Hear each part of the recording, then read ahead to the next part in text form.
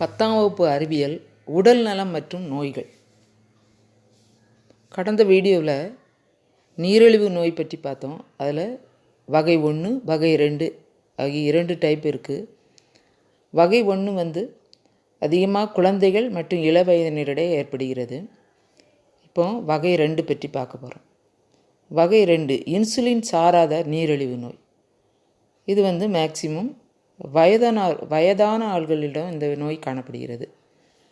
கிட்டத்தட்ட 80 to 90% வரைக்கும் இந்த நோய் காணப்படுகிறது. கணையத்தில் உள்ள இன்சுலின் செயல்பாடு குறைவதால் இந்த நோய் ஏற்படுகிறது.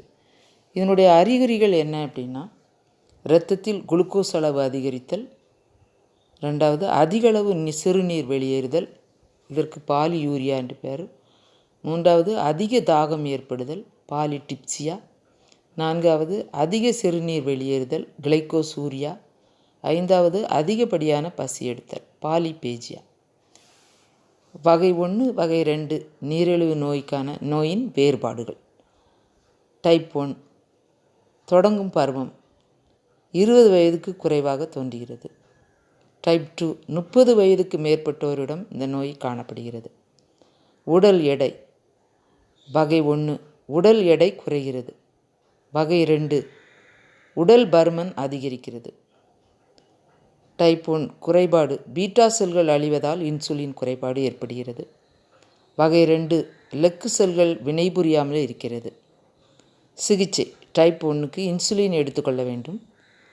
டைப் 2க்கு உணவு மற்றும் உடற்பயிற்சி மருந்துகள் எடுத்துக்கொள்ள வேண்டும்.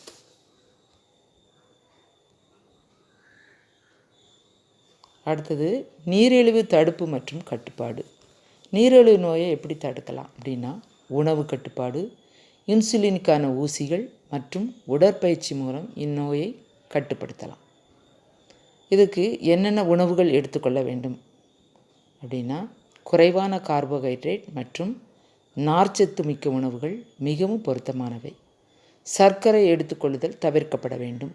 முழு தானியங்கள், சிறு தானியங்கள், கீரை வகைகள், கோதுமை மற்றும் தீட்டப்படாத அரிசி போன்ற உணவுகள் இருக்க வேண்டும். இன்சுலின் மூலம் மேலாண்மை செய்தல். இரத்தத்தில் குளுக்கோஸின் அளவை பராமரிக்க இன்சுலின் உதவி செய்கிறது.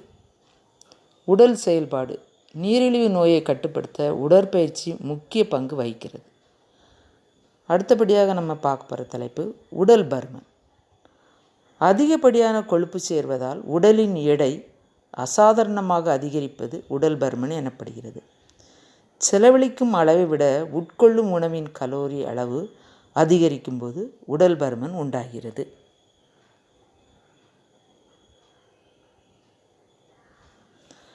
உடல் பருமன் தடுப்பு